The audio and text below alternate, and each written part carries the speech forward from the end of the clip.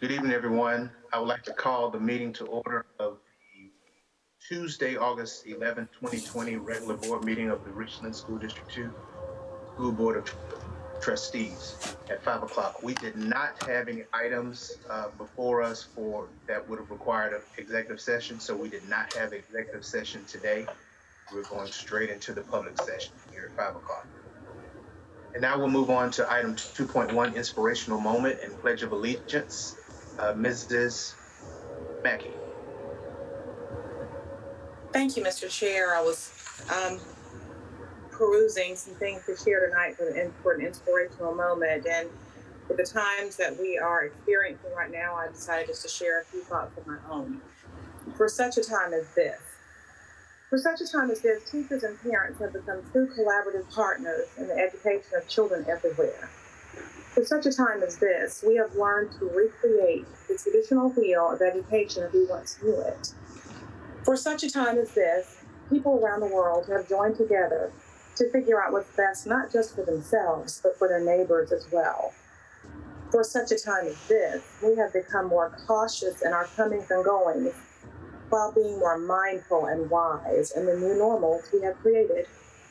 For such a time as this, our teachers have become more exalted, more respected, more appreciated, and revered for the true heroes and champions they have always been. For such a time as this, advocacy, passion, and leadership have begun to spew forth out of the mouths of babes. For such a time as this, we have banded together to fight the enemies of justice, educational inequities, our livelihoods, and our very lives, as opposed to succumbing to the wiles of friendly fire. For such a time as this, we are one. Our strength is in our numbers. Our strengths lie in the collaborative that is each other. For such a time as this, we must keep our eye on the prize in our classrooms, however they may now be situated. For failure is an individual success, but true victory lies in the success of the whole. For such a time as this. If everyone would join me now for the Pledge of Allegiance. I pledge allegiance to the flag of the United States of America and to the republic for which it stands, one nation, under God, indivisible, with liberty and justice for all. Thank you, Mr. Chair.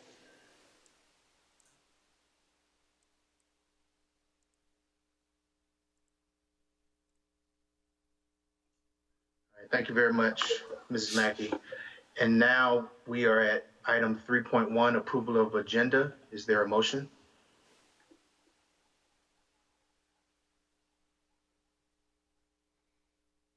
Mr. Chair. Ms. Mackey? I move to approve the agenda of the August 11th, 2020 regular board meeting of the Richland 2 School Board of Trustees. Thank you. Is there a second? Second. Second by Dr. Caution Parker. Any discussion? Seeing none, all those in favor of approving the August 11th, 2020 regular board meeting agenda, do so by registering your vote.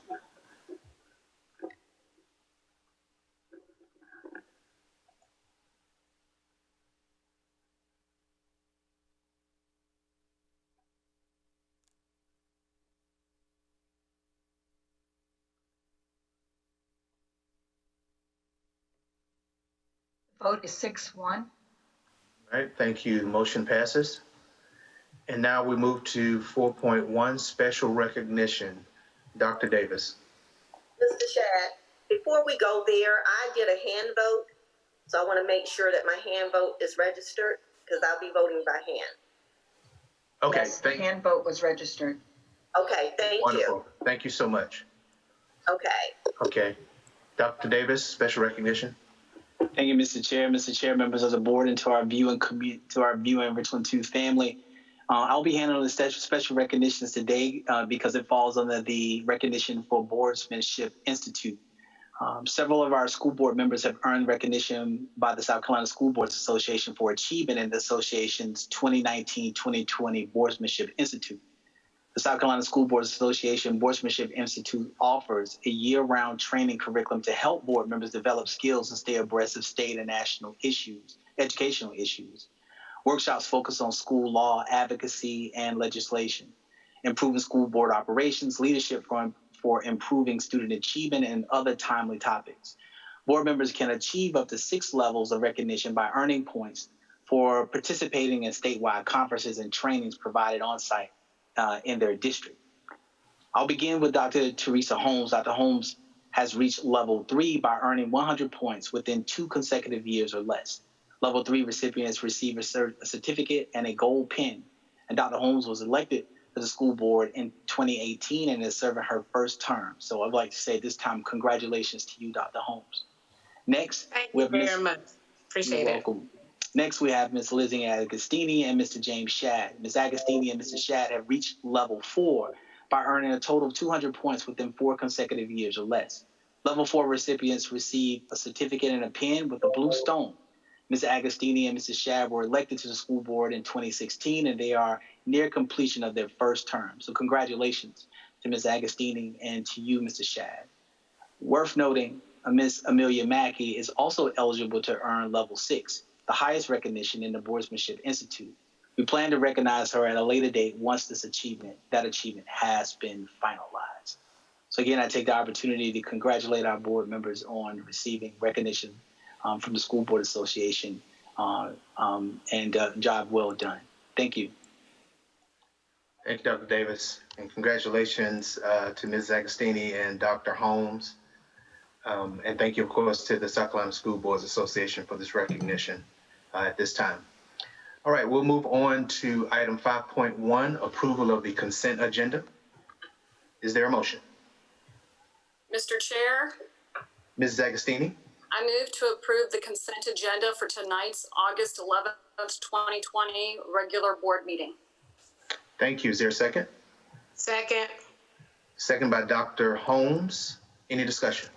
Seeing none, please register your vote at this time. And Dr. Elkins, if you are in favor, please raise your hand. Dr. Caution Parker raised her hand in the affirmative.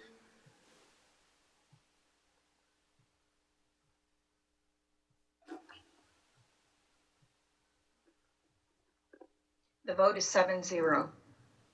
Okay, thank you. Motion carries. And now item 6.1, public participation.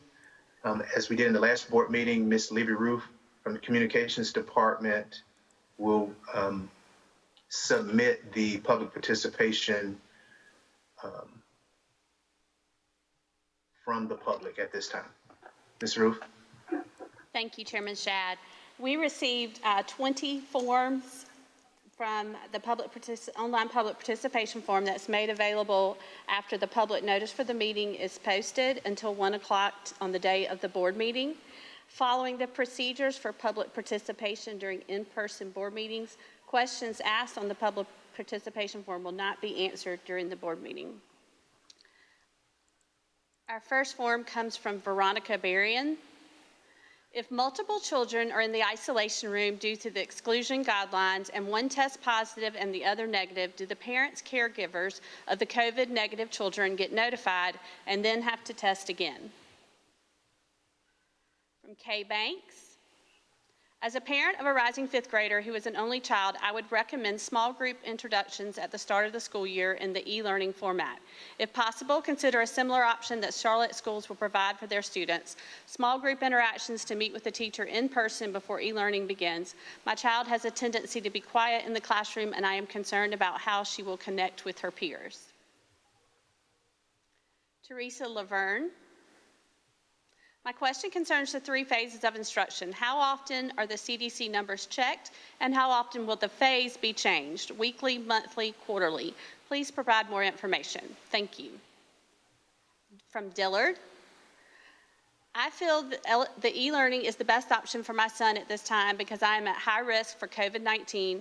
Also, I want him to go back face-to-face learning when it is truly safe to do so. But there are still so many people taking COVID-19 as a joke, but my son's health is the most important thing to me for him.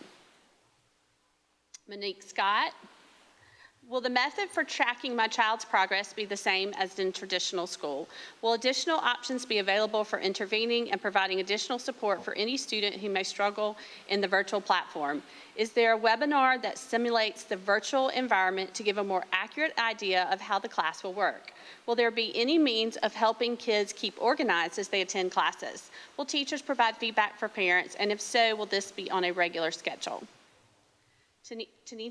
Tatiana Frazier, will Chromebooks be available for students that didn't need one when schools closed in the spring, i.e. a child going to second grade this school year? Gus Philpott. I'm writing to urge you to vote no on proposed policy BEDGA. This is a grandstanding play by the superintendent. A no vote will remind him that he works for the district, not the other way around. A board member's request for information should not have to be justified to the superintendent. You are responsible with your request. If you make a request, there's a good reason for it. He should not be allowed a veto, which he knows will be sustained by his friends on the board. Rhonda Meisner. The fact the superintendent can screen requests from individual board members is concerning. The language in BEDGA. If, on the other hand, the requests are determined by the superintendent to be unusual in nature by reason of their content, subject matter, or volume size, then they should be referred by the superintendent to the board. The superintendent will require that such requests be made in writing. Upon affirmative by the board, all requested information and available written documents, once again, will be provided to the board members as expeditiously as possible. I urge all board members to deny any policy request that can be interpreted by the superintendent, and that interpretation then allows a separate or different response to individual board members based on his opinion of the request. Additionally, as expeditiously as possible is also unclear and can be processed differently based on the individual making the request. It is a gray area that provides for abuse. Regardless of whether abuse occurs, the possibility seems questionable, if not illegal. Audrey Kaur. What is happening with pre-K? I got an email from Child Development saying virtual learning is not an option for this grade level. How will they be learning? Why haven't we been given any information on this? This is my child's first year in school or learning environment. I do not want her missing out on the growth and development school offers that I cannot give. Sarah Anderson. I still have yet to hear how the issue of single or working dual parents are expected to work the virtual format. How will attendance work? The only options for my child are to come to work with me where devices are not allowed in the building nor is Wi-Fi capable, or in a daycare in which we cannot afford without depleting our savings, and where I'm also being told the internet bandwidth for multiple elementary age students is not possible, therefore not allowing her to be online. My child's two options for school will not allow her to log on during school hours. If I send her to daycare, I am now responsible for two school supply lists. We simply cannot afford this method without debt and risk of losing our home, car, or food. My child should be entering school and now going to be sitting in isolation in a non-child-friendly work environment, risking developmental issues with 10 times the screen time recommendations set forth by the AAP. Give an option for in-school, please. Kayla DePort. Question. For parents who received a letter advising their students qualified for the ALERT program, when will parents receive additional information on how the program works and the courses the student is taking? Samantha Rainwater. Dear Dr. Davis and Richland 2 Board, thank you for fighting so hard to keep our community safe. I am proud to be part of this district. Sincerely, Samantha Rainwater. Kayla Doport. How will doctor's notes be submitted for tardies or absences? Brandy Atkinson. Some schools sent out surveys for leap days with less than a week for parents to respond to the survey. Some parents had to check to make sure arrangements could be made for their child or children to attend a day during the leap week. Parents who requested to have their children, including children with disabilities who probably need LEAP more than most other students, were told their children could not register for LEAP days because they missed the deadline. Is there a plan to send out training slides or a packet for parents to go over the new school information with their children? Parents have been extremely flexible with the schools and the school district, and this is not the time to turn away families who are requesting assistance but are unable to meet extremely short expenses for surveys. Thank you. Danielle Kale. I have 2 children in the district, a rising 8th and 9th grader. I have heard nothing about the plans for my freshmen from Blythewood High School. No emails, nothing. Why? Why have the schools not offered a staggered orientation at the school to meet the teachers and get acquainted with the school for rising freshmen? Both of my children need to be in the classroom to effectively learn. Please outline the specific training curriculum and number of hours that teachers were required to complete to effectively teach virtually. Was it required for all teachers? Also, I would like to request that middle and high school teachers offer in-person tutoring time slots during the week. The district has a responsibility to educate my children and offer multiple tools to ensure their success. Lastly, what are specific statistics that must be achieved to move to phase 2? Respectfully, please do not refer me to the CDC. You have been voted in for a reason. Please be transparent and understand that as parents, we have choices, and many are leaving the district to pursue institutions that offer a better solution for our children's education. Thank you. Kimberly Norton. During elementary days, some employee work days are extended by 30 minutes each day. For example, elementary teachers' normal work days are 7:45 a.m. to 3:15 p.m., but during e-learning, the work days are 8 a.m. to 4 p.m. This doesn't seem right or fair. How and why is this? D. Pickett. Will schools allow students that are special needs or have an IEP an option to come into school for face-to-face instruction a couple of days a week during phase 1? I'm not sure how students that have an IEP will be able to meet their accommodations virtually. David Overly. Dear Richland 2 Board, as a father of a twin rising first graders and a spouse of an educator, I strongly request that the option of teaching in class be considered to the maximum amount possible. As someone who understands statistics, I have no fear for them to do so. It is easier to do so in pre-K through 5th grade. I have no doubt that my father, who was a State Teacher of the Year finalist for Richland 2, would be wanting to teach in a classroom and would be doing anything he could to do so. The district plan did not include this option, which is now required by the state. I have done the calculations based on the DHEC guidelines. Richland County is fast moving toward meeting 2 of the 3 required metrics for each phase. I keep a daily spreadsheet of the number of positive cases in Richland County and update it accordingly. As of today, we had a 25% reduction since just 2 weeks ago, and we are averaging a 2% improvement each day. Upon Richland County reaching the metric for phase 2, how long will it take you to move to it? I would hope that the plan on how to move into each phase would be settled in advance so as to expedite it. I do not see in the plan where that is addressed. Another concern I have over virtual teaching is children being left home alone.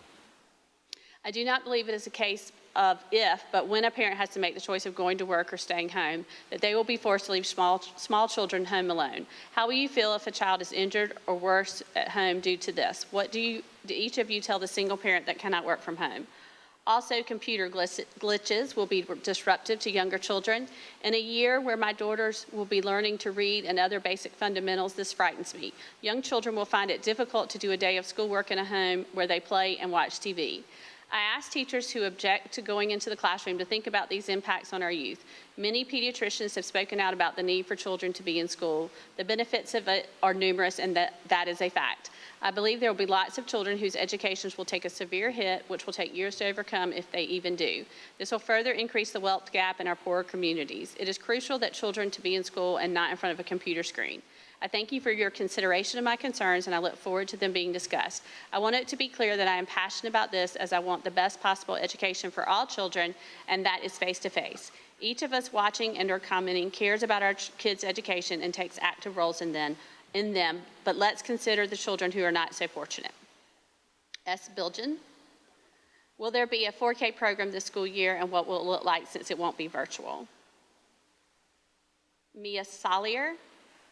I would like to recommend COVID-19 units for the schools. These units would log temperatures of students before, during, and after school. And that concludes the public participation comments for tonight. Chairman Schaap. Thank you very much, Ms. Rue. Sorry, I'm struggling with my screens back here. It's okay.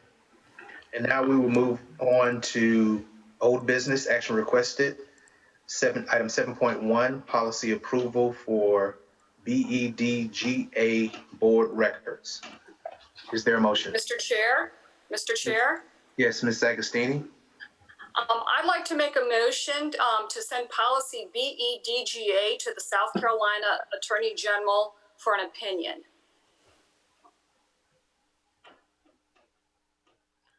Okay, is there a second? I'll second. Okay, Dr. Elkins seconded. Is there any discussion? I have a question. Mr. Shad? Yes, Ms. Elkins, Dr. Elkins, Yeah. I think you did jump in ahead of Ms. Agostini. Oh, I'm sorry. Yes, go ahead. My turn, okay. Just a question. I know what Lindsay's request was, but I just want to ask Dr. Davis, have we ever had any policies that we sent before Attorney General's office before?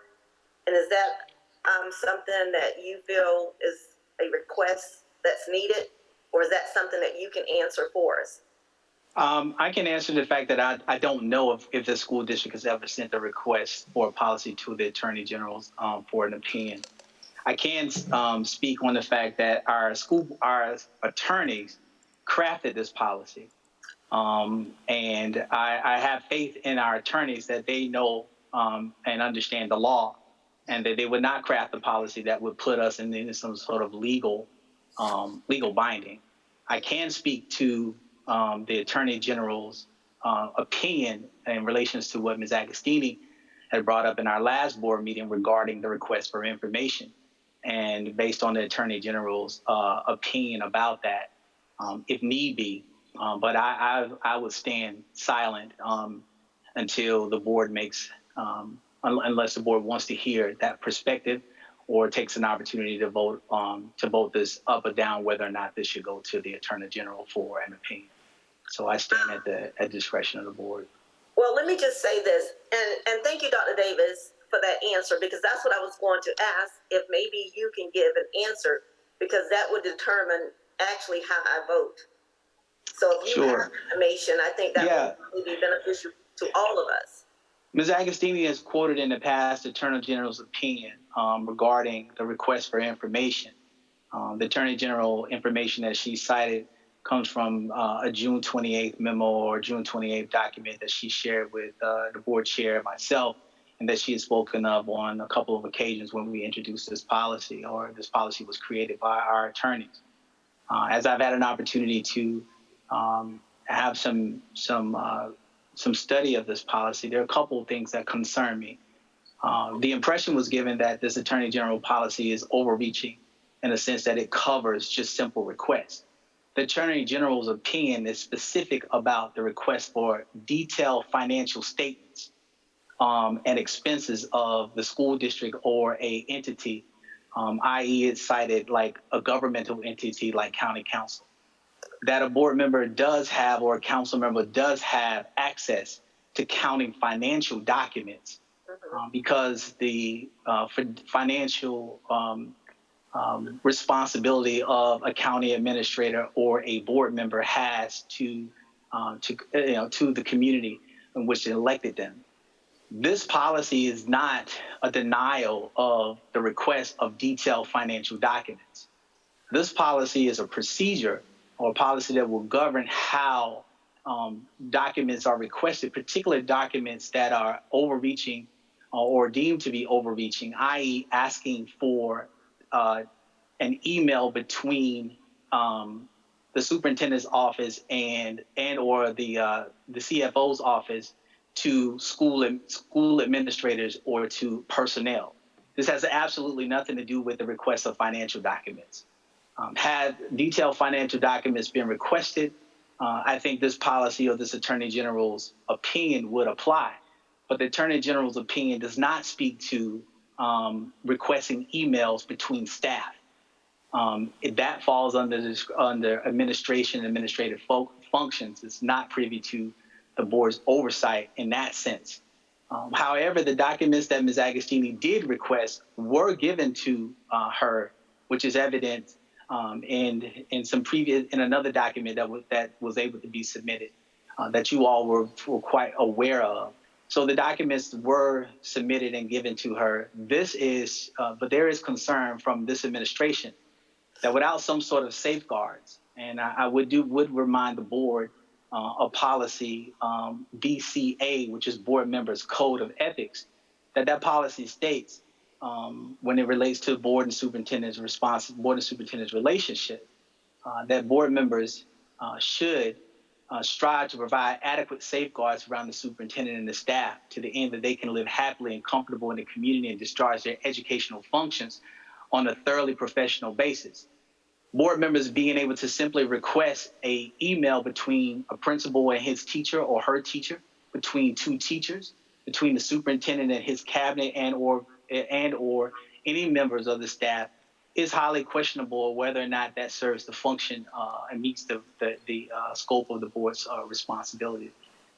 So therefore, when I brought this to the attention of the board chair at the time, Mr. Manning, he asked Kathy Mahoney, our board attorney, to draft a policy that would give us some sort of ability for board members to request said documents, but also at the same time provide some level of safeguard so that there's not this the ability to simply just request anything that may be outside of the scope of the responsibility of the board. I personally hate that this is something that is necessary for our school district. I never thought that we would ever be in this position, but it is clearly that that this is the place that we are in, the space that we're in at this time, and this document is this policy is something that was drafted to try to provide us with appropriate safeguards so that we can continue to have productive and responsible relationships to one another. Okay, and my last question, Mr. Shad, if you would allow. Dr. Davis, do you know if there a similar policy or something like this in other school districts? I've not researched that, but at the last board meeting, Ms. Agostini gave multiple examples, and she would be better equipped to answer that question, where she cited there were a number of school boards or several school boards that she is aware of that have a similar policy that is already in place. But I can't speak to that specifically, so I'll refrain from expounding on that. Okay. And I'm just asking that because I was going to request, is there any way that we could see other policies first before we took a vote on this policy or not? And I think that would be a decision up to the board, but I was just throwing that out just to see what type of policies are in other school districts that's similar to this. Okay, thank you, Dr. Elkins. All right, Mrs. Agostini. To address Dr. Elkins' answer, I looked at about 30 or 40, I don't know how many, but quite a few districts and their policies. Lexington Richland 5 was the only one that I found. And as I had stated before at last time's meeting, their policy was almost verbatim what ours is. Horry County had something a little bit similar. I also made reference to Lancaster County's policy, which is basically our doors are open, come on in anytime and get any information that you want. Respectfully, disagree with Dr. Davis in terms of the financial information. I do view the information that I requested to have to do with our finances and our budget. It was a budget item. I did request the memo or the communications because the answer that was given to us, and we have exhausted this story, but at January 7th board meeting was different and inconsistent with the information that was relayed to our employees. And at that point, I do think it is a board issue and part of board's oversight to make sure that the employees are given consistent information and the board along with what the board has been told. Dr. Davis, agree with him and what he said about the opinion from the Attorney General. The question was, does a duly elected school board member have the right to ask for a detailed itemized statement of what expenses are being incurred by the school district? And the Attorney General's answer is, it's this office's opinion that a member of a school district board of trustees may request a detailed statement of expenses being incurred by the school district. Also in that statement that I sent to you all yesterday, there is a reference to Wilson versus Preston, and Justice Beatty had written, in my view, an elected official by virtue of the office held has the inherent right of timely access to any and all information possessed by the government entity that he or she is duly elected to. To hold otherwise would condone the disenfranchisement of the people the elected official represents. The denial of information would clearly hinder if not nullify an elected official in the performance of his duties. And that's why I say before we approve it, let's send it off for an opinion. If we get an opinion that this is fine, let's proceed. If not, no harm, no foul. What can it hurt? But there's my opinion. Thank you. Mr. Shedd, and Yes, Dr. Davis. again, as I stated earlier, no information was denied to the request of the board member, of said board member. The information was requested, the information was provided, and the information was shared with the entire board. And it was done in a timely manner. Again, Ms. Agostini used this information or presented this information to this board as if this Attorney General's opinion covers this situation. That opinion is specifically about the access to financial records, detailed financial records. It does not speak to a board member's ability to ask for communications between members of the staff or just receiving information. If there's information that's pertinent to a board member doing their job or doing their performing their duties effectively, then that information has always been provided. This information, and I'm going to speak frankly, was solely requested for the purpose of the superintendent's evaluation to mark the superintendent low in his ability to do his job and served as justification for Mrs. Agostini to do so. So it was used in this superintendent's perspective solely for that ability to continue to find fault in this administration, specifically the superintendent. And that was the safeguard that we are speaking of at this time. But no board member has ever been denied any information. I stand ready to provide board members with information on a constant basis, regardless of what it is, whether it's done in an email, whether it's a phone call. There's not been any information. And as I stated earlier in the last board meeting, yes, indeed, I did state that it would require that the schools did not have to spend their money before the end of the fiscal year. That answer still remains true. It would have required that the board gave us permission to let them carry that money over, which we were prepared to do. I also say that when an employee has a concern, it is the board member's responsibility to send that concern to the superintendent or the superintendent's office for us to address that concern. This was a conversation between an employee of the district and a board member, which is in direct conflict with board members' responsibilities and duties to turn over all concerns and issues of concerns to the superintendent's office. Not for the board member to then take that conversation from an employee and then request an internal working document for the purpose of then identifying that the superintendent may have provided information that was not accurate. It was not to mislead the board, but that is indeed the intent. And again, I say this policy was created as a safeguard. It's unfortunate that we are here, but it is a solely result of a lack of professionalism and trust as relates to one board member and this superintendent. It's not an issue with the rest of the board, but I again stand ready to allow the board, stand ready for the board to do what it deems best for the students and the teachers and the community that we serve. Mr. Chair. Mr. Chair, I need to respond to that. I need to Ms. respond. Agostini first. Ms. Agostini first, before you say anything, is this related to your motion? It's related to the comments that Dr. Davis just said. Okay. Directly related. Okay, in that case, Dr. Elkins did let me know that she had a few more questions. Is it related to the motion, Dr. Elkins? It is, because Dr. David said something that sparked another question for me. He stated that the last board chair, the former board chair, Mr. Manning, went to him about the policy. And I was just wondering, is that something that Mr. Manning went to Dr. Davis, but didn't bring it before the board? Mr. Manning draft the policy? Did that request, or did I just misunderstand that? Mr. Chair. I believe you did misunderstand that, Dr. Elkins. Mr. Manning, as I understand it, contacted Ms. Mahoney as a result of what occurred early in January. Is that correct, Mr. Manning? No, Mr. that's Chair, not my question.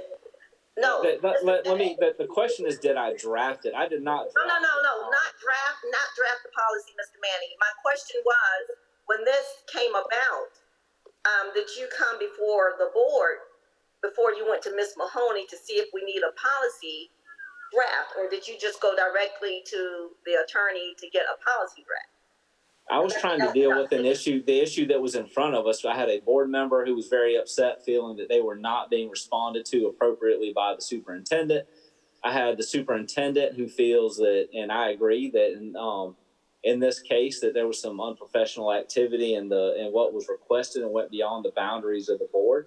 And Dr. Elkins, you have been one of our most vocal advocates for take practice and make it into policy. No longer have practice not be backed by governance. This was an effort to actually have the governance back what our practice has always been. There's nothing new in this policy that we have not followed in practice. It just puts it in writing and makes it very clear as to how we should operate as a board and administration when it comes to requests. And frankly, I think I keep hearing one side of this, that the superintendent can deny a request. But if you look at it, actually it gives protections back to the board, that the board as a whole can vote to override the superintendent's denial of any request. So I think we're only looking at one side of it. I feel that, I think we're taking a lot of time on this issue when it's clearly there's an effort to undermine the credibility of the superintendent. This policy is to make it fair for both sides so that it's a fair playing field for the board and administration.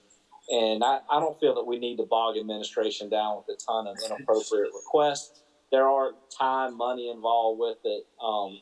Frankly, I feel like there's some delay tactics right now in asking this policy to be referred to the AG. When we've seen this policy several times now, it's the first time it's been asked to be referred to a body outside. We all know that legal counsel, it's been stated multiple times, is involved in the drafting of this policy. And I feel like we have so many other issues that we need to get to. It really is amazing that we spent this much time on something that's already our practice to just put it into governance. We need to move forward with this. We have a lot of other issues that need to be addressed that are high priority. Dr. Davis and his administration, and I'm the longest current serving board member, I promise you, has been way more transparent than any other administration in what's shared, the frequency of the information that's shared, the data that's shared with us. And I really am frankly very bothered that we're putting this much effort and, in my opinion, sometimes almost attacking the superintendent when he really isn't even the one who requested this policy. It was me. If you want to attack somebody, attack me as the board chair for trying to do what's right by the board and administration. I'll gladly accept that blame, but we need to vote on this policy, move forward to the business that we have in front of us. COVID, we have lots of other issues that are high priority, and I'm frankly tired of arguing about this policy.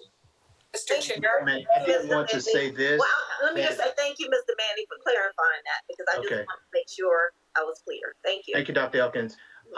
Ms. Agostini did send us the Attorney General's opinion, which also quoted this Wilson case, and she referenced Justice Beatty, who wrote for the dissent. Okay. But this opinion, and I will quote it, it says, the majority opinion addressed Justice Beatty's dissent by clarifying that if an administrator flatly denied access to county financial documents, issuing a writ of mandamus for their production would be clearly appropriate.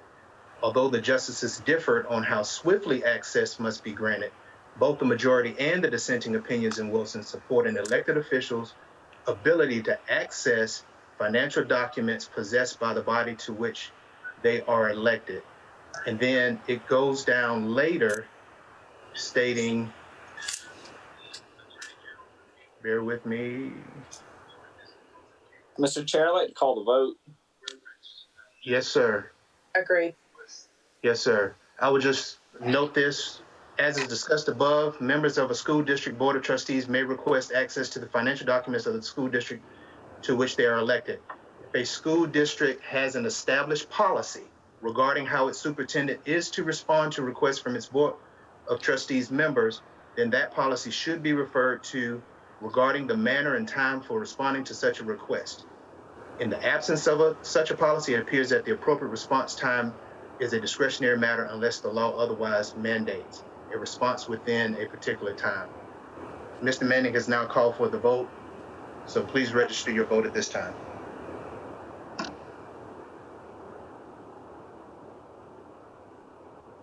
Mr. Chair, Mr. Chair. I think you should clarify what the motion is. From the discussion, you should clarify the motion because the motion was to send it to the AG. Yes, this is the motion to refer this policy to the South Carolina Attorney General's office, which was made by Mrs. Agostini, seconded by Dr. Elkins. I need to change my vote. I don't believe you can at this time because I've called for it now. Yeah, you called the vote, but you haven't voted it. You haven't received it. You were just clarifying the vote. Until we move on to the next agenda item, I can change my vote. I've already voted. I think it's already come before us, and I know I voted already. You did not. Mr. Chair, in the system, there's a way to go above and change the vote. It hasn't been finalized, so you can go click on the red change vote button, Ms. Agostini. Oh, thank you. Change your vote before it's finalized. Thank you so much, Mr. Manning.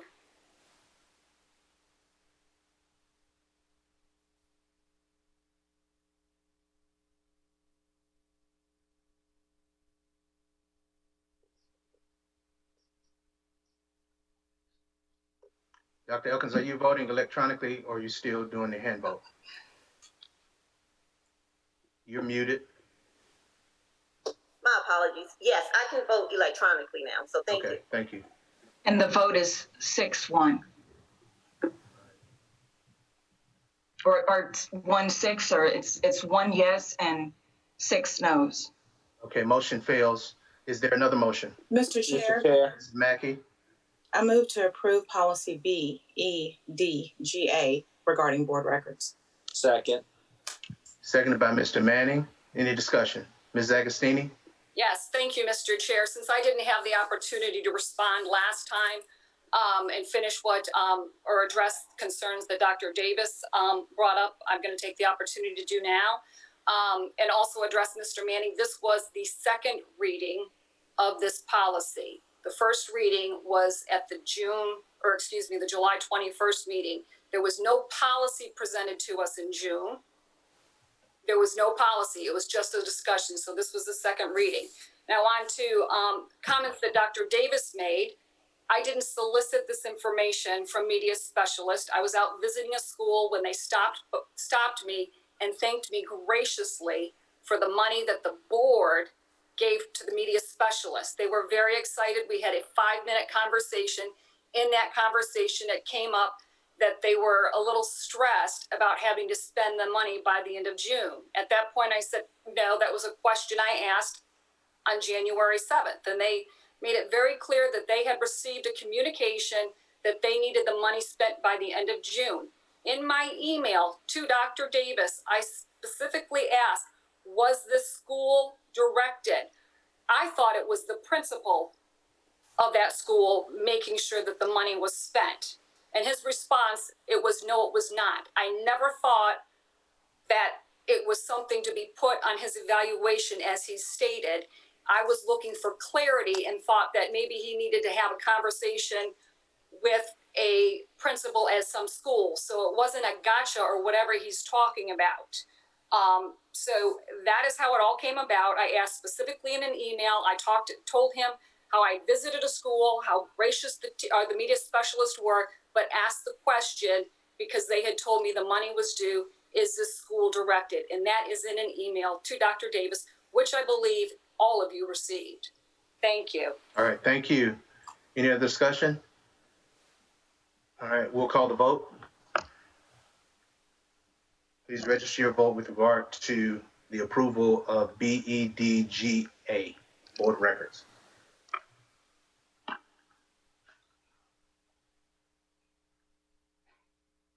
Mr. Chair, I don't think I have a pop-up, but I'm voting in the affirmative. Yeah, I don't see one yet either. Okay.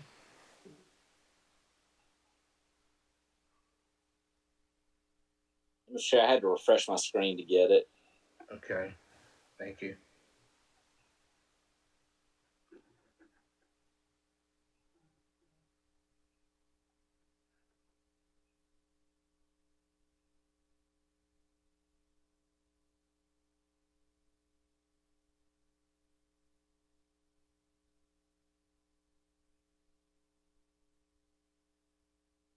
Thank you, Mr. Manning. I refreshed mine too and it popped up. Thank you.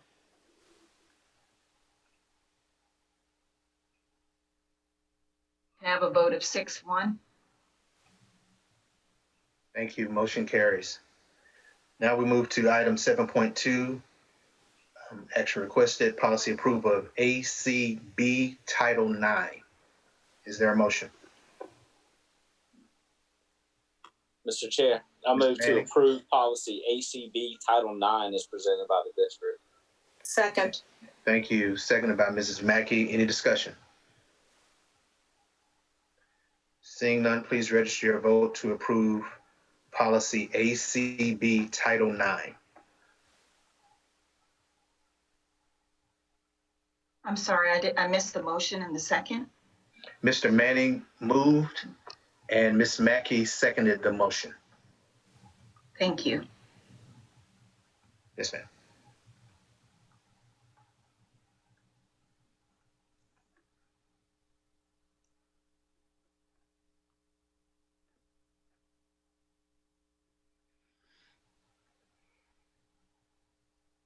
Motion 7-0. Thank you. Motion carries. I'm sorry. I'm sorry? The vote was 7-0. Okay, thank you. All right, now we move to item 8.1, the suspension of policy JFABB, admission of exchange and international students. Is there a motion? Mr. Chair, Mrs. Agostini? I move to suspend policy JFABB, admission of exchange and international students for the 2020-2021 school year, and revisit the policy at the conclusion of the school year in anticipation of the 2021-2022 school year. Thank you. Is there a second? Second. Dr. Elkins seconded the motion to suspend. Any discussion? Seeing none, please register your vote.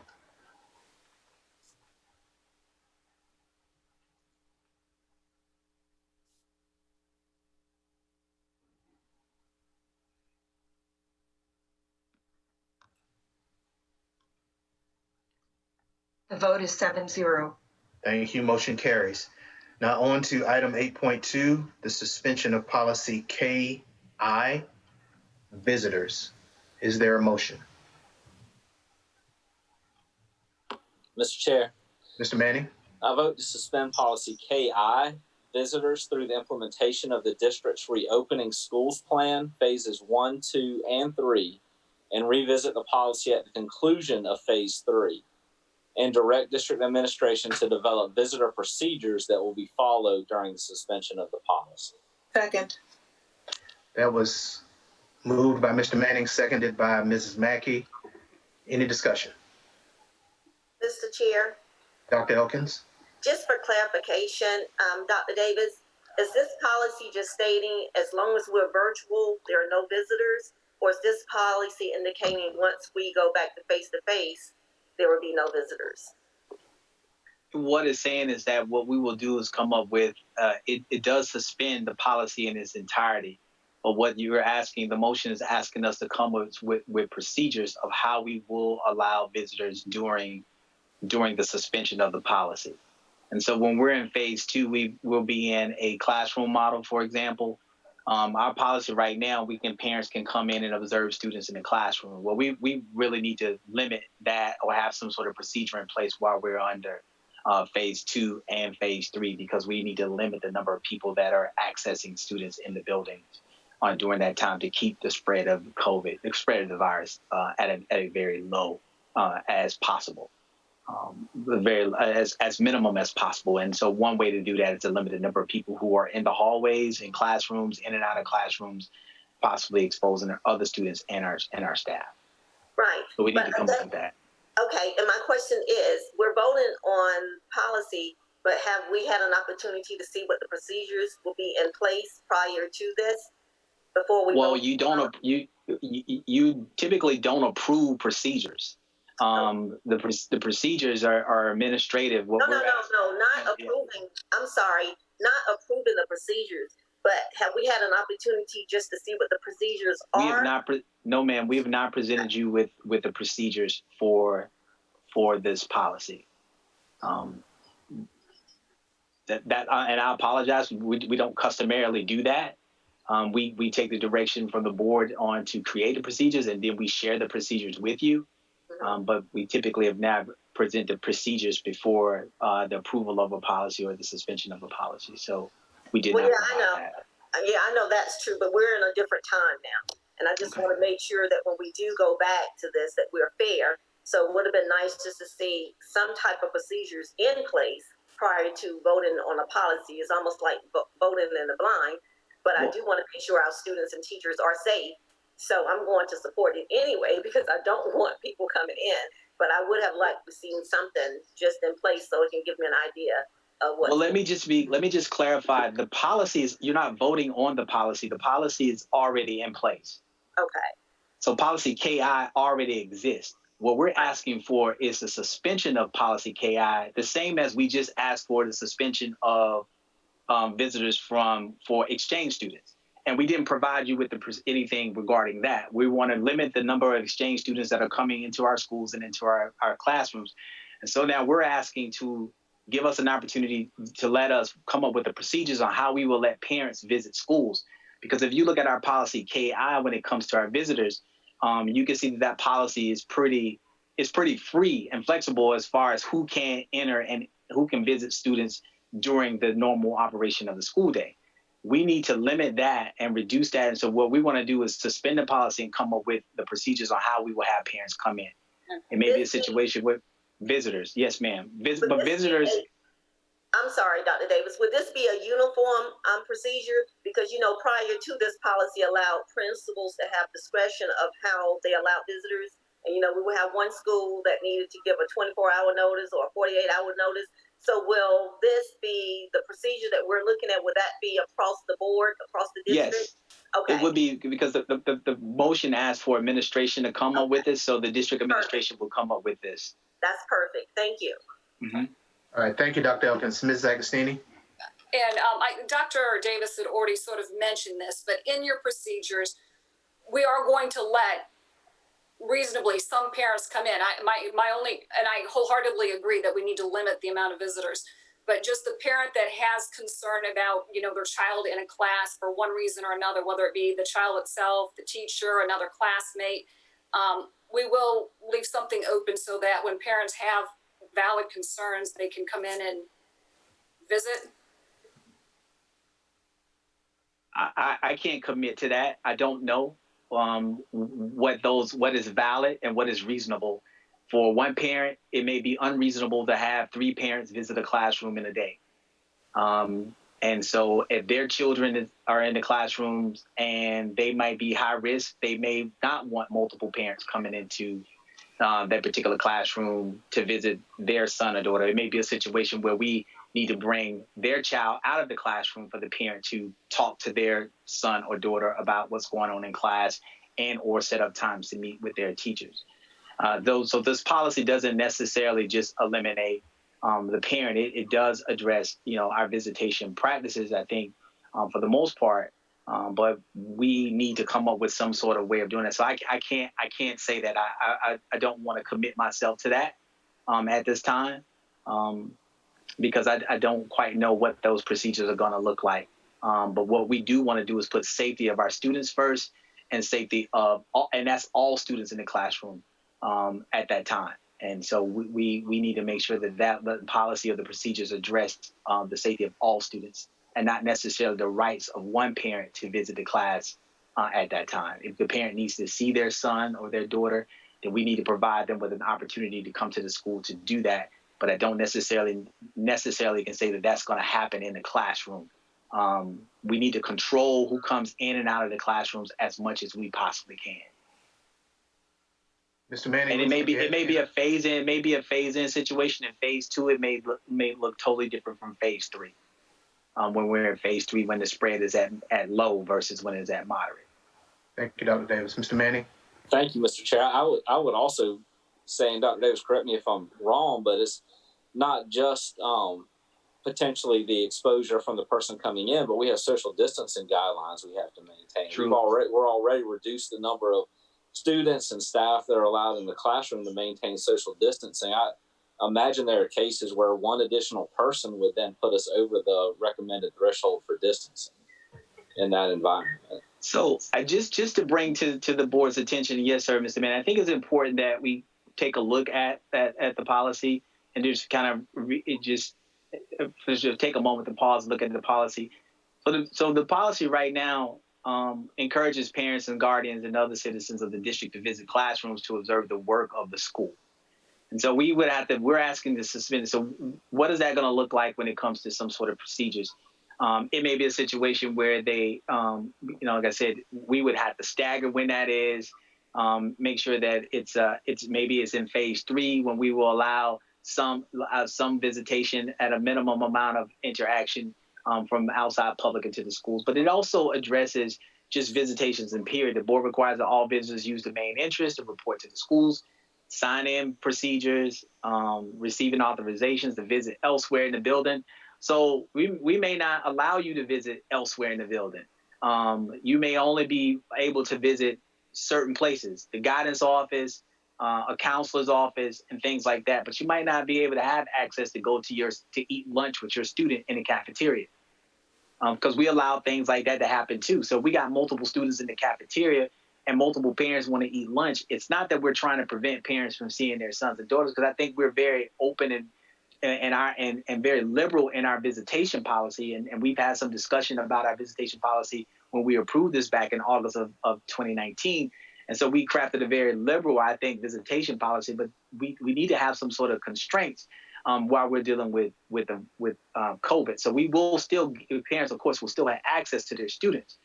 But we just have to be mindful that everyone's not going to be extremely comfortable with everyone coming in and out of classrooms as we do right now. And once this is over, of course, the policy will be put back in place, and it will be business as usual. Thank you, Dr. Davis. All right, any other discussion? All right, seeing none, we will go ahead and register our votes.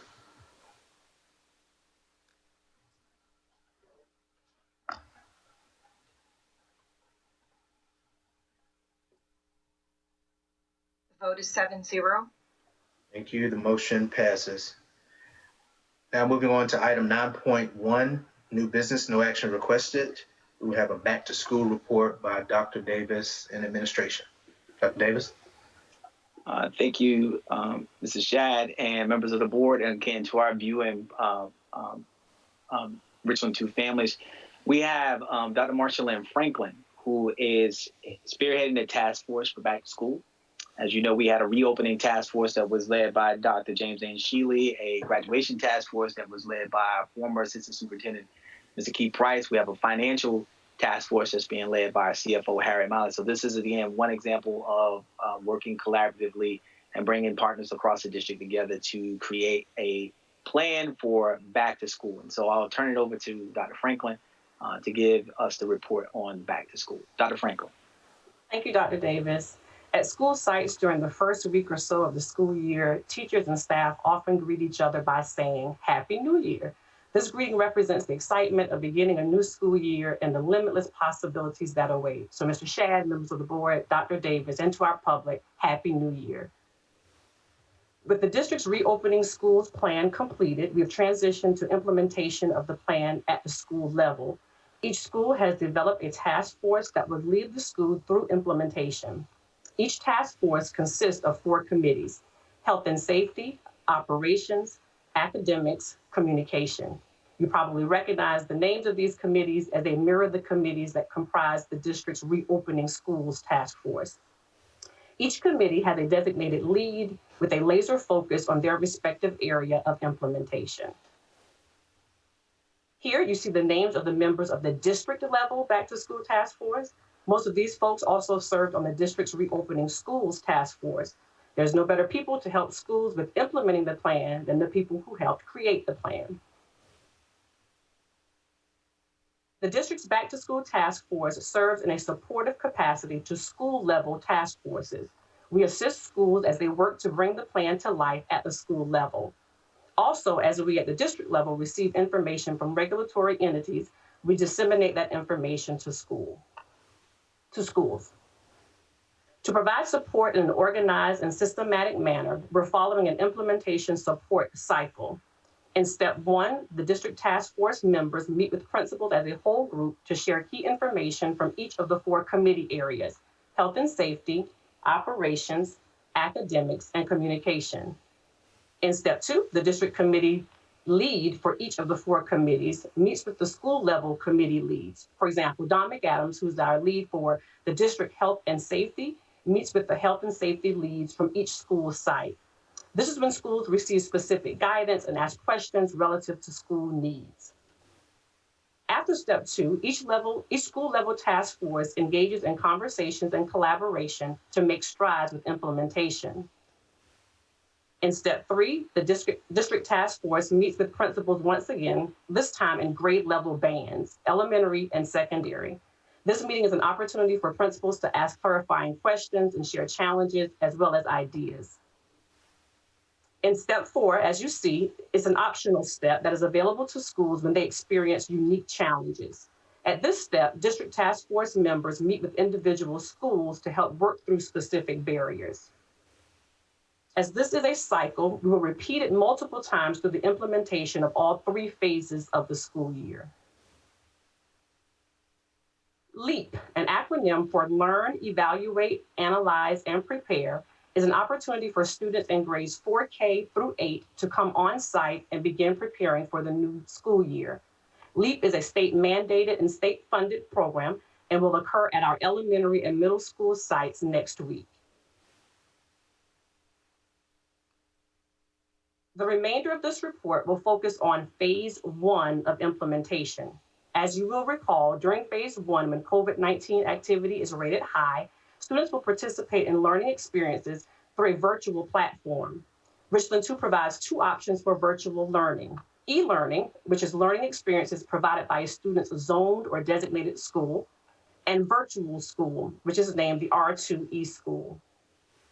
To give the board and the public a glimpse of what e-learning may look like, Amy Hinks, technology and learning coach from Pontiac Elementary, is with us to provide a snippet of a first grade ELA lesson. Amy will teach a portion of a lesson, and board members, you will be her first grade students. During the snippet, Amy will transition in and out of teacher mode and walk us through some portions of the lesson as time does not permit us to experience the lesson in its entirety. Amy?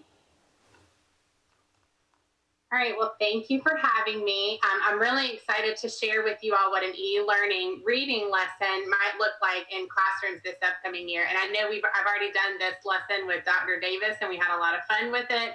So I hope you guys are ready to go back to first grade, and I hope you'll play along with me because I think it's going to be fun. So before we get started with this lesson, I want to give you a little bit of context so that you understand what you're seeing as we go throughout this lesson. So I'm going to share my screen. Oh, hold on. Libby, can I share my screen? Okay. Ms. Hinks, when is lunch? You got about 30 minutes till lunch, Mr. Shad. Oh, goodness. Okay. All right, I'm going to, let's see. Okay.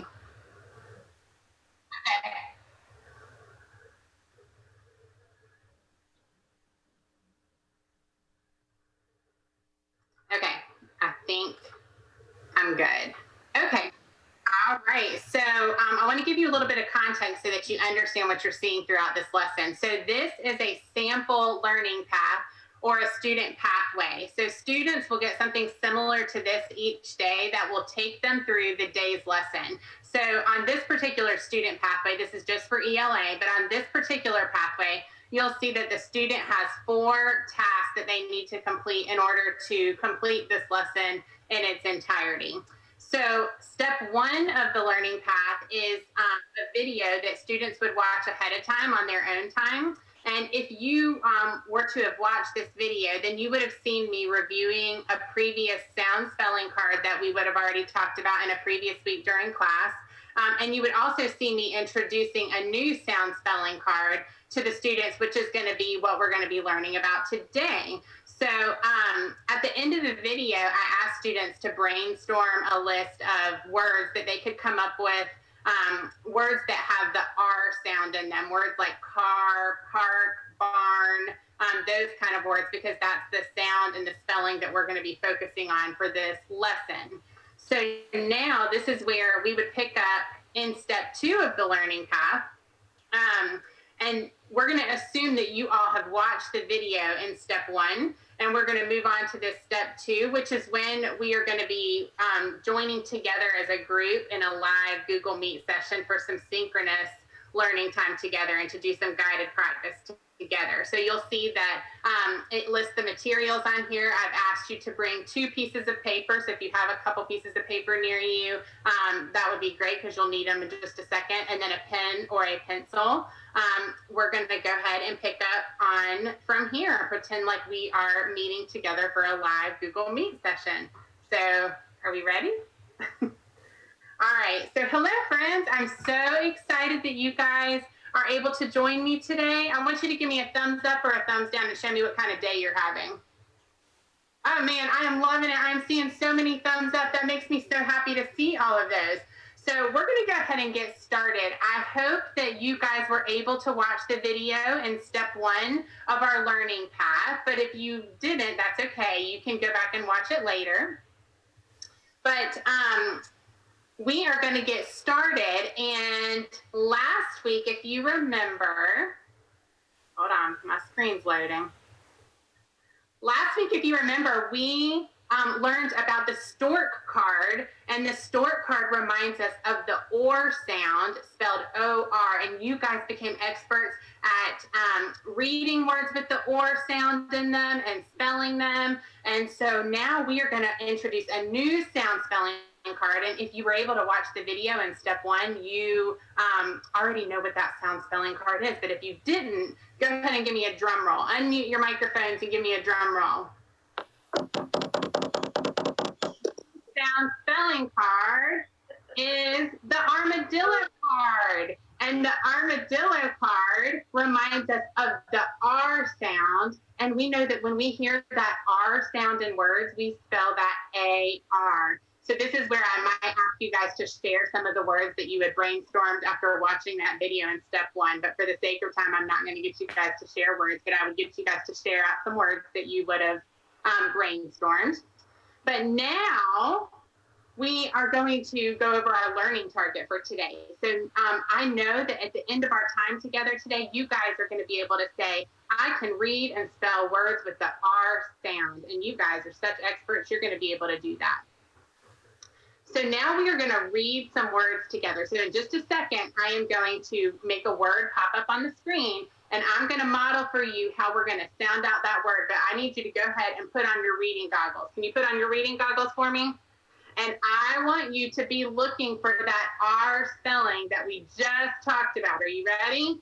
All right, watch Miss Hinks how I blend this word together. All right, here's the first sound. I see that R spelling, so I'm going to say R. And then I'm going to blend it. Arm. Unmute your microphone, and I want you guys to blend this word with me. When my cursor goes under the sound, I want you to say the sound that you hear, and then we'll blend it together. Are you ready? Here we go. R. What's the word? R. Wait, let's do another one. Ready? Here's the sound. R. The word? R. Yeah, you guys are great readers. So I would go through this and I would have you guys read more words, and they would get progressively a little bit more difficult as we went through. So for the sake of time, we're just going to get through there. So now you guys have to bring a piece of paper with you. If you have a piece of paper beside you, go ahead and make 4 sections on your paper. Do a line down and a line across the middle. And you guys have now read some words with the R sound in them. Now we're going to practice writing some words with the R spelling.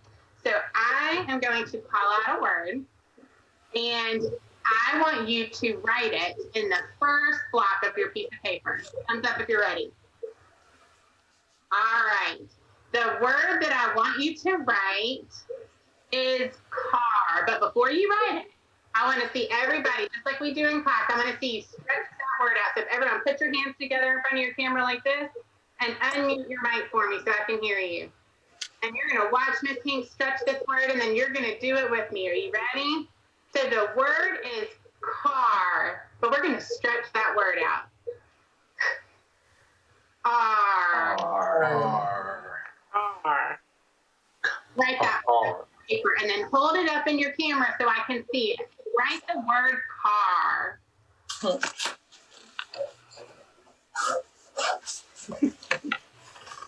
All right, I'm looking. I see it, Mr. Davis, Dr. Davis. Great, I see the word car. You got that R spelling. Great, Dr. Clash and Parker. I'm that student who just lost their pen. I want you to write farm. But before you write it, do your hands again. Let's stretch that word farm. Ready? I want to hear you. Arm.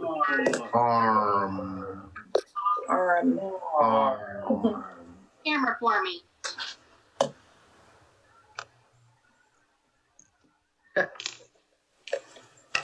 Great job, Dr. Davis. I see that word farm. Thank you, Miss Mackey.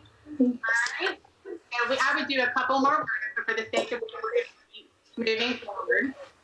So you guys know that when we are in class, I call you guys to come to my table and we read together. We're going to do the same thing, and we're going to read together on the computer. So I have a book I'm getting ready to show you with a bunch of words that have the R spelling in them, and we're going to take turns reading this book together. And I'm going to call on you to read. If it's not your turn to read, if your microphone is muted, you can still practice reading that book out loud. So I'm going to be calling on some friends to help me read. So the book we're going to read, if you have your reading goggles on, you'll see there are lots of words that have the R in them. This book is called Barb's Sharp Car. And I want you to be thinking about Barb's Sharp Car. What do they mean by car sharp? Because I think of the word sharp like knives and things that can maybe hurt you, and it doesn't look like there's anything sharp on that car. So I want you to be thinking as we read Barb's Sharp Car, what the author might mean by the word sharp. So for the sake of time, I'm not going to have you guys read it, but we would take turns reading this book together. And then we would get to the end of our time together. So you guys have become such great experts at reading and writing and spelling words with the R sound. So we are going to play a game to wrap up our time together. I know how much you guys like games. So on your other piece of paper that you brought with you, I want you to go ahead and just tear it in half. And on one of the pieces of paper, I want you to write the R spelling. And on the other piece of paper, I want you to write the OR spelling. R and OR. And I am going to call out a word, and I need you to go ahead and put on your supersonic ears. Put your supersonic ears on. And I want you to listen to the word I'm going to say and hold up which sound that you hear. Are you ready? Thumbs up if you got your cards ready. Okay. The first word is corn. Corn. Wow. I see 4 of you already quickly knew OR. Great job. That's great. All right. The second word is marker. Marker. Wow. Look at how quick you guys are holding up those cards. Y'all heard the R sound in marker. Great job. So I would go through this and do a few more words with the students to play this game. And then that will wrap up our time together. And so Now you guys are such experts on the R sound and the spelling of the word R. Now it's time for you guys to move on to step 3 of your learning path. And this is where you're going to do some independent practice time together. And you guys, in your Google Classroom, you have a lesson that I want you to work on. And this will be so easy for you guys because you guys just blew me away with that lesson, where you're going to be building words with the magnets down here. You're going to build words like car and barn and sharp. So you're going to practice building those words to show me everything that you've learned. And then step 4 of your learning path is your exit ticket, where you're going to get to go tell your mom or your dad or your grandma or your sister or your brother 5 words that you learned that have the R sound and spelling.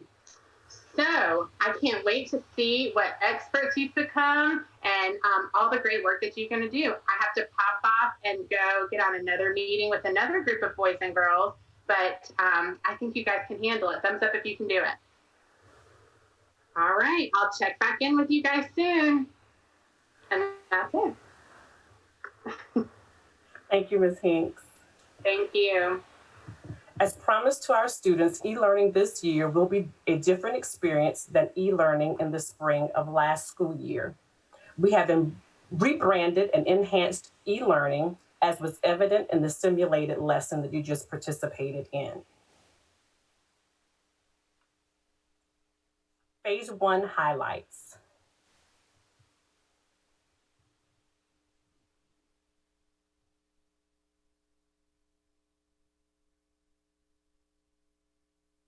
Other than the request to remain virtual until safe, the second most popular request from teachers was, may we teach e-learning from our classrooms in phase 1? And the answer is yes. Additionally, students will have a daily schedule that closely mirrors the structure of the traditional school day. In addition to website resources and available help from staff at school sites, we will also deploy resources into the community during phase 1. This will bring resources in closer proximity to where students are. The State Department of Education has established guidelines for attendance and participation in e-learning. We will also follow our standard grading practices, but of course, grace will be extended where needed. Students who are eligible for intervention services and special education services will receive those services as provided by the State Department of Education guidelines. In years past, we had one-to-one computing in grades 3 through 12, district-wide. This year, we are expanding one-to-one to include kindergarten through 2nd grade as well. To address the need for internet access, our IT department has ordered mobile hotspots that will be issued as needed, thereby ensuring access to reliable internet service. The district's summer student meal program has been extended through August 20th. When school begins, we will follow current state and federal guidelines for making meals available to students, which includes returning to our pay structure, free, reduced, full pay. The tentative plan is to make meals available at designated sites during phase 1.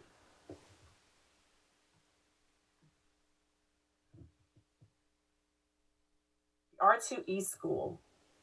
Student and staff selection are complete. Students were selected by lottery and staff members were selected through an open application and selection process.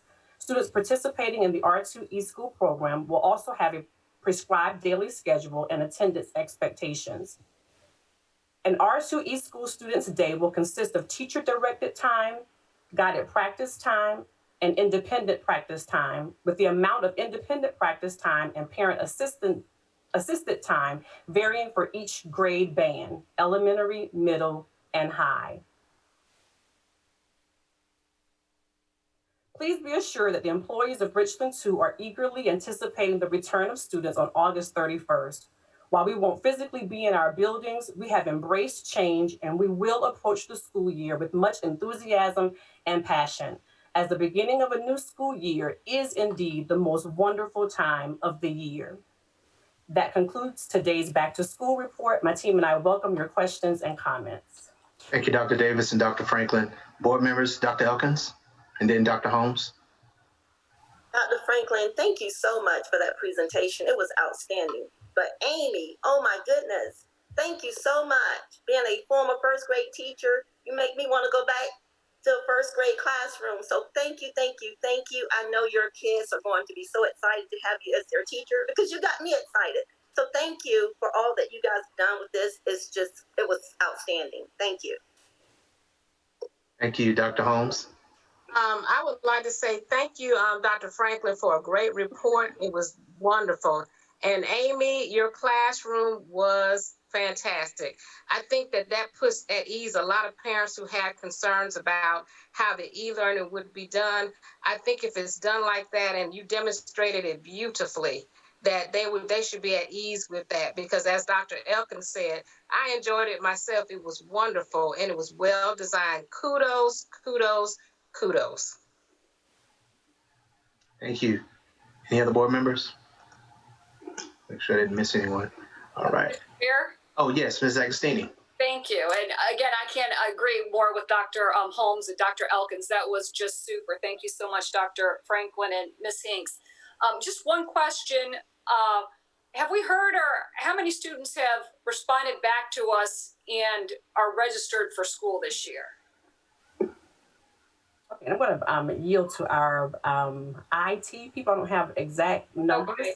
Yeah, I don't have exact numbers. I'll yield to Mr. Cramner or Ms. Gregory if they have an answer for that question. And if not, then we can get that information to you. Thank you. I don't have the exact numbers with us right now, but as she said, we could get that information to you. Mr. Chair? Yes, Dr. Holmes?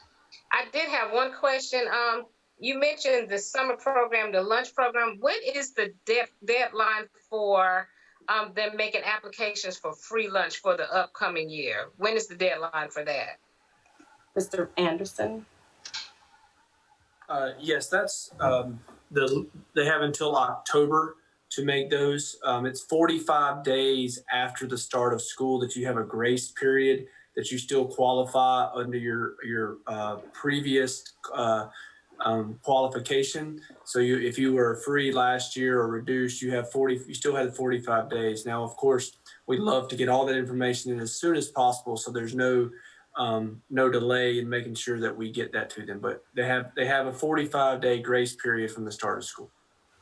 Thank you, Mr. Anderson, because I know that there was some confusion with some parents that thought if they were already on free lunch, they did not have to apply, but they have to reapply, correct? You have to apply every year, yes. Okay. We get, if you are a direct certification, meaning that you qualify for different parameters set by DSS and the federal government, you do not have to apply. We get a list of this year, we got a list of about 6,500, 7,000 students who are direct certification, and they know, they are informed that they do not have to apply. They get a letter.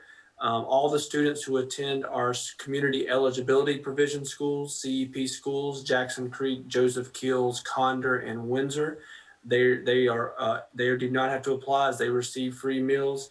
But everyone else would have to apply if they do not meet the direct certifications or if they are not attending one of those schools. Okay, thank you. You're welcome. Thank you. Anything else? All right, thank you all so much for the great report. Now we'll move on to item 10.1, draft agenda items for the August 25th, 2020 meeting. Dr. Davis. Thank you, Mr. Chair, members of the board. Before I go into the draft agenda, I would like to say when we were discussing deploying the devices down to kindergarten and second grade, I had my doubts about that. And so I tasked the team with providing me with a sample lesson of how are we going to teach reading and math to a kindergarten using devices, because I was doubtful that would be something that we would be able to do. And so, of course, they found a rock star, Ms. Hinks, to do that, to show us and walk us through this lesson. And so, like many of you, after experiencing the lesson firsthand, I was pleased with what I saw, the attention to the detail, the thoroughness of the lesson, and the interaction and engagement of the lesson was something that many of us were blown away with. I would like to also let you know, and Dr. Elkins Johnson, I know you and many of you have been on around Richland 2 for a while will know that she has education in her blood. Her dad is Ralph Smith. So she's a daughter of of an educator, principal, and an assistant superintendent. So she doesn't fall too far from the tree, and we want to thank her for that phenomenal presentation, not only to you all, but also I hope the opportunity for our community to see that we're taking seriously and are making strides to ensure that the e-learning experience for our students does not in any way resemble what it looked like when we had to do rapid deployment of technology and learning for our students, that we are definitely committed to a premier educational learning experience for our students. And we have premier teachers who are dedicated to their craft. And so who take this very seriously. So we really appreciate that. That being said, Mr. Chair and members of the board, I'll move forward with the draft agenda for your review. We do have scheduled a call to order and executive session beginning at 4:30, a call to order, but we'll then go into executive session. Currently, we have on the agenda student appeals and adult education requests. I don't anticipate there being any student appeals or adult education requests, but like to keep that on the agenda until it gets close to the time of publishing, just in case something comes through that needs to be addressed by the board. We'll have a diploma petition. We have not had one of those in a while. And then we'll convene or end public executive session and come into public session, where we have the inspirational moment and ask for the approval of the agenda. We'll then ask for your approval of our consent agenda. We'll have at 6.1 our public participation. 7.1 we'll be voting on those items from executive session to include our diploma petition. We will have at 8.1 our new business no action requested. This will be a report giving you some insight to what we've done for summer professional learning for our staff, as well as a report on CARES Act funding. We'll give you an update on athletics, which is a hot topic. It's going around here in South Carolina. As of today, we've seen what some of our top 5 major 5 conferences in college athletics have decided to cancel fall athletics. Don't quite know what we're going to do here in South Carolina, but we will give you an update on athletics, as well as Mr. Anderson will provide you with the capital improvement update as well. We will ask for a proposal of a policy. This policy, ADD, is regarding face coverings. We'll transition from that and ask for the approval of the September, we'll review the September 8th agenda, then ask for the approval of that draft agenda. We'll have public participation number 2 if needed, board and superintendent comments, executive session 2 if needed, voting on those items if needed, and then we'll ask for adjournment, Mr. Chair.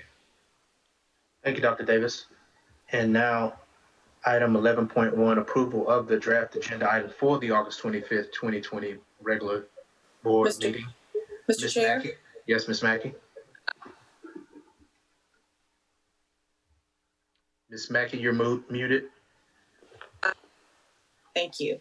I move to approve the draft agenda items for the August 25th, 2020 Richland 2 School Board of Trustees meeting. Thank you. Is there a second? Seconded by Dr. Holmes. Any discussion? Seeing none, we will register our vote.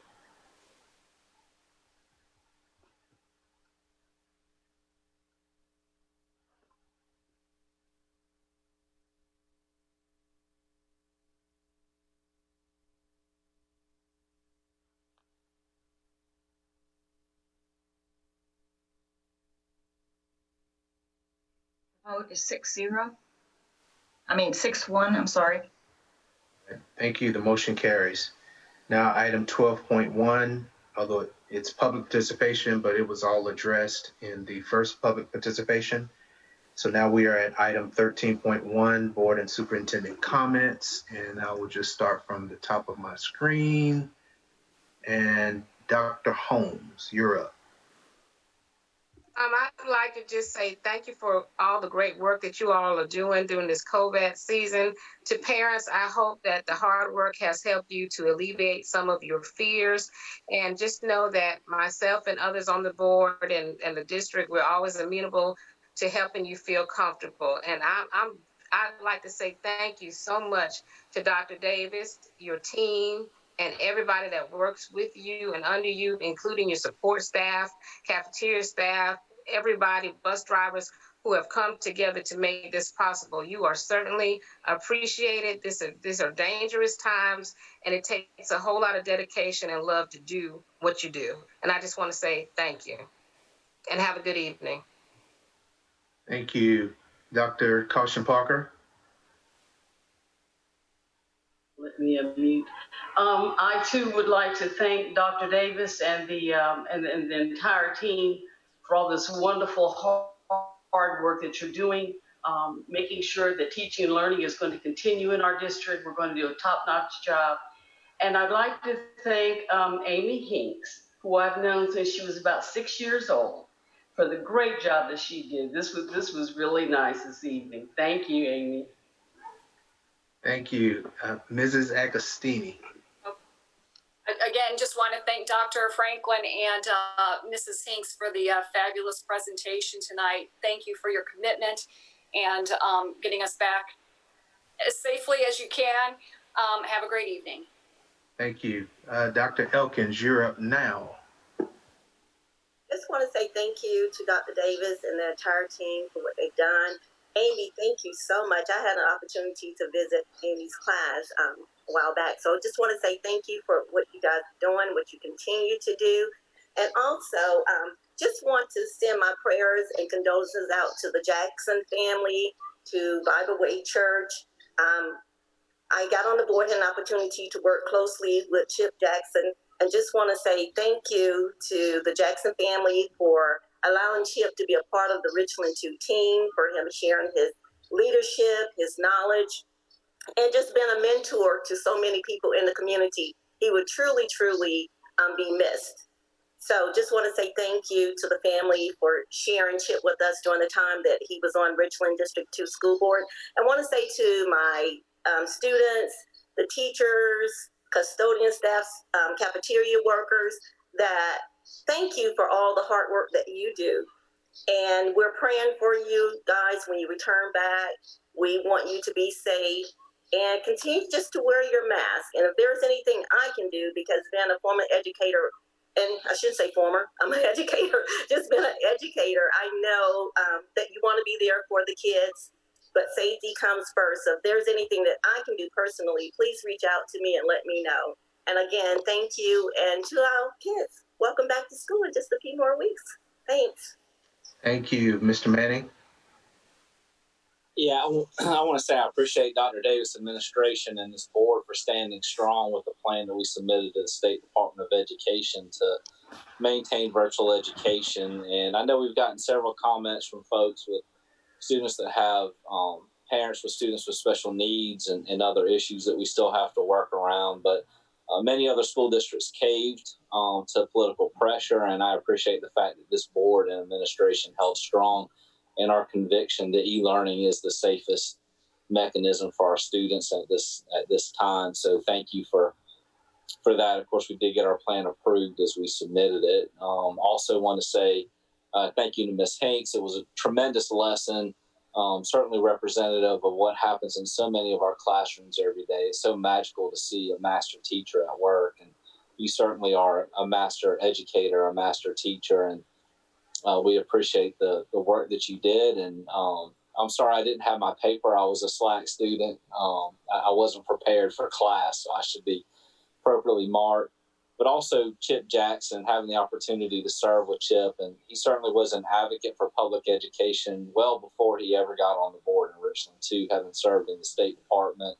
His wife, Pat, we feel for you for the loss and the family. And I had the opportunity to serve with Chip on the board, and certainly was a mentor, one of the few, I think, consummate statesmen that I see in public service, and really was able to always hold his demeanor, but be passionate at the same time. And he will certainly be missed. In so many venues, he made such a difference in the community, not just education. Otherwise, Mr. Chair, thank you for your leadership, and I think we're working on a letter for broadband or access for students, which is so important as well as we do continue this education, virtual education. Other than that, thank you all. Thank you, Ms. Manning. And Mrs. Mackey. Thank you, Mr. Chair. Just Dr. Davis, that you can't say enough for all that you and your staff and teachers and community have done for such a time as this, a grave time as this. Thank you, Dr. Franklin, Ms. Hinks, for that presentation. I won't belabor the points that have already been made. Mr. Manning, I echo your sentiments with regard to Mr. Jackson. He was a friend. He was a mentor. He never had to say that he advocated for students, that he advocated for, Richland County or the community or constituents. He never had to say it because he showed it. He never had to tell anyone what he did or what his passion was or convince anyone of what his convictions were. It showed in his actions. It showed in everything that he said and did. So he will be sorely missed, but I'm just thankful for the opportunity to have served with him on this board and to have hopefully learned a thing or two with regard to decorum and professionalism. And like you said, Mr. Manning, a consummate statesman, absolutely.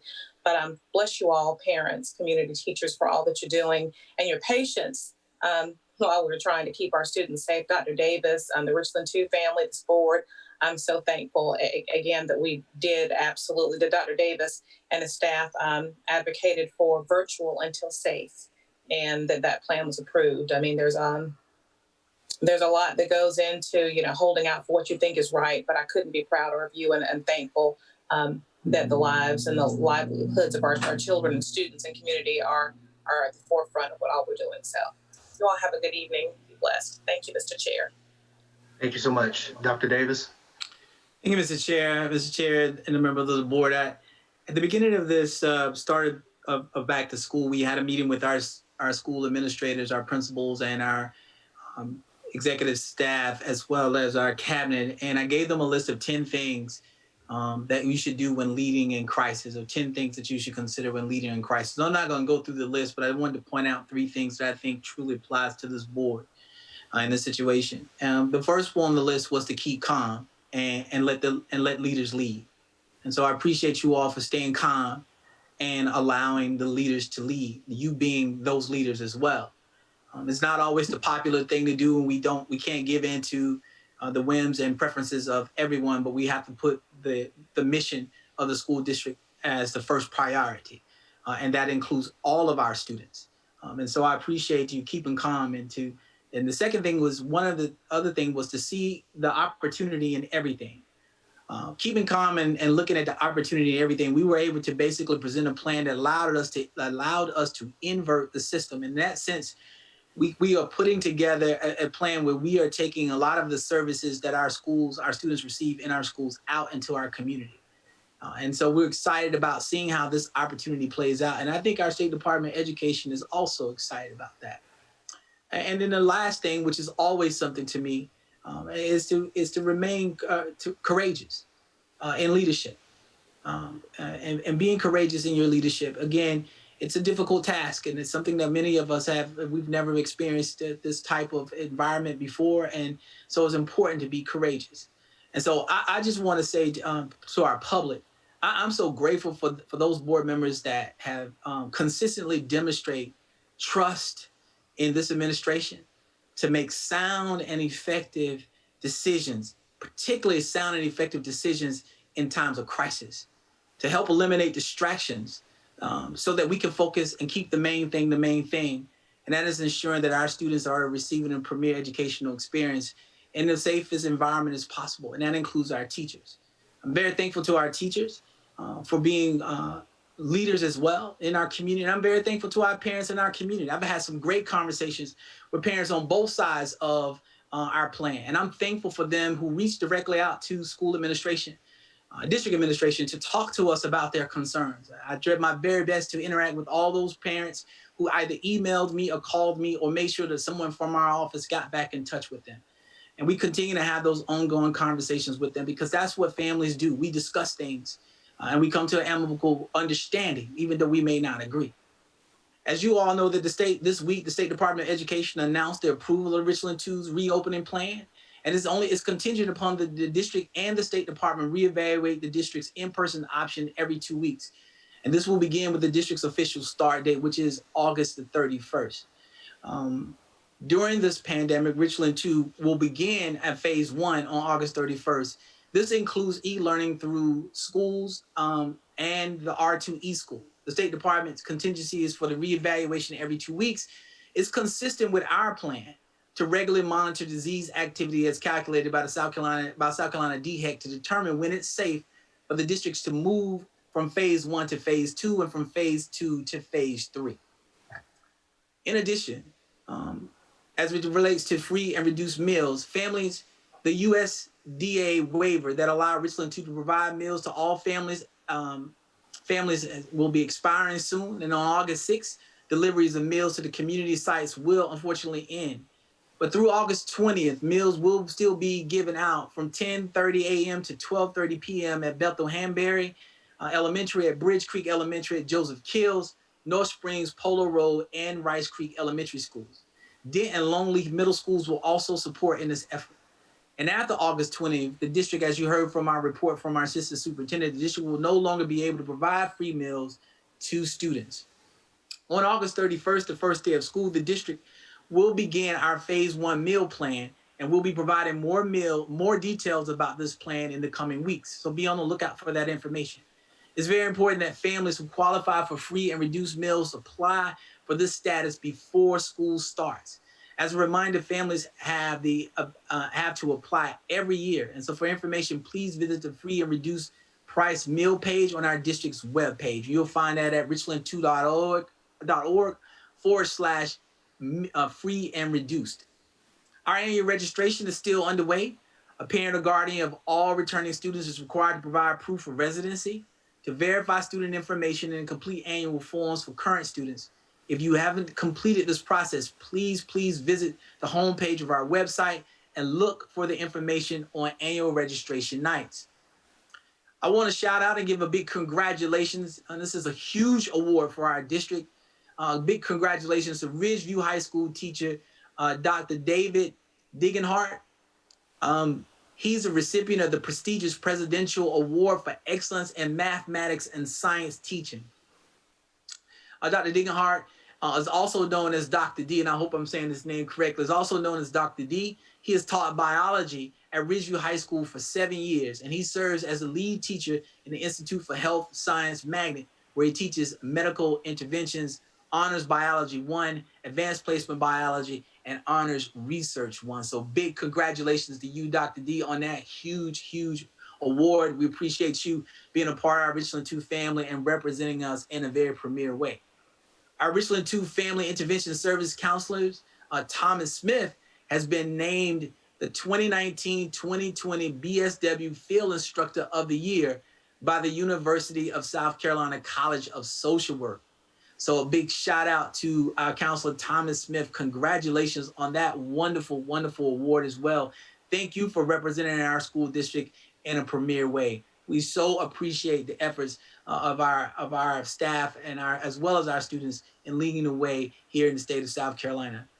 And finally, something that is I don't even really can't put this into words. Many of our board members have already said I struggle with it, and I'm so appreciative of Ms. Ruth helping put this on paper for me. But I join with our board members who have expressed their sadness at the sudden passing of our former board member and chair and county council member, Calvin Chip Jackson.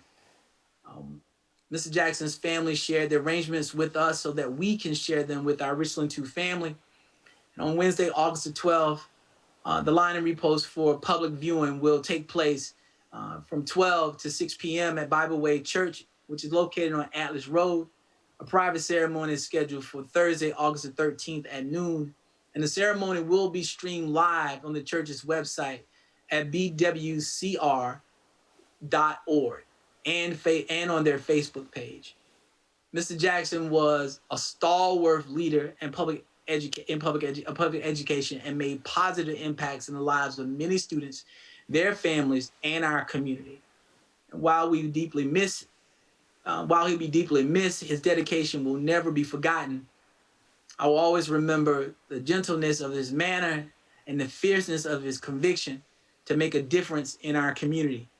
He was not only a friend to Richland too and to me, but he was also personally one of my mentors, and he would be missed greatly. That concludes my statements, Mr. Chair.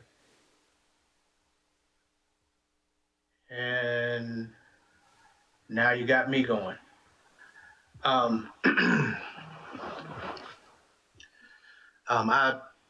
would echo all the comments of the board members and of course, Dr. Davis. I have to thank Pat and the family for sharing Chip with us. It was not meant for him to stay, it was meant for him to pass by. And when he passed by, he left a lot for us.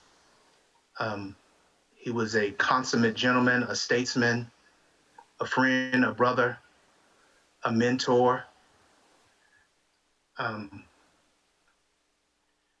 asked for him to give me the oath of office when I was honored by the Richland 2 family to join this wonderful board, which he had just left to pursue serving on Richland County Council. Without any hesitation, he agreed.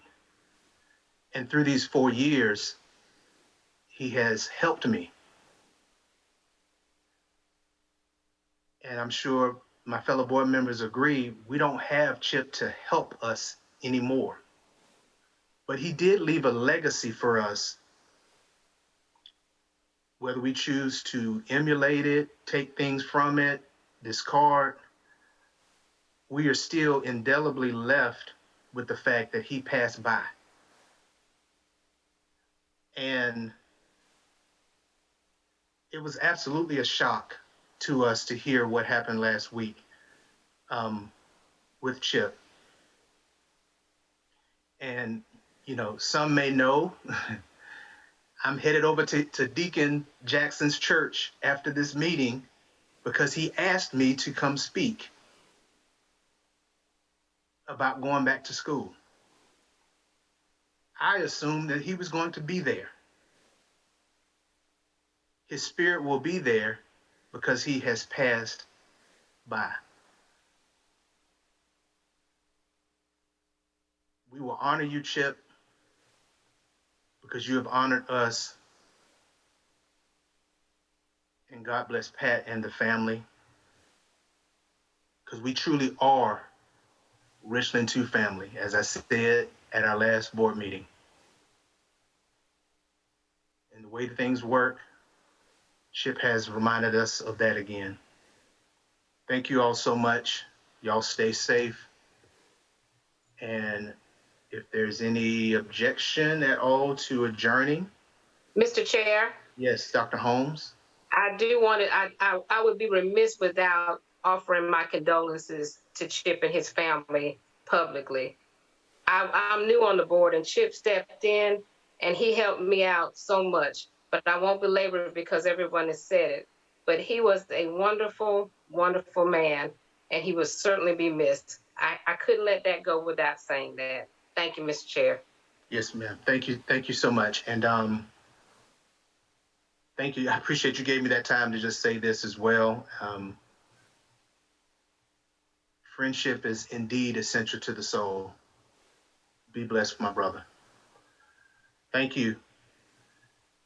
All right, we will call this meeting. This meeting will be adjourned at this time. You all stay safe. Take care and be blessed. Mr. Chair? Yes, Dr. Elkins. We need to make a motion to adjourn the meeting. So I'll make a motion that we adjourn the meeting. Okay. Second. All right, all those in favor? Any discussion? All those in favor? Do so by saying aye. Aye. Any opposed? All right, meeting adjourned. Thank you. Thank you. Thank you.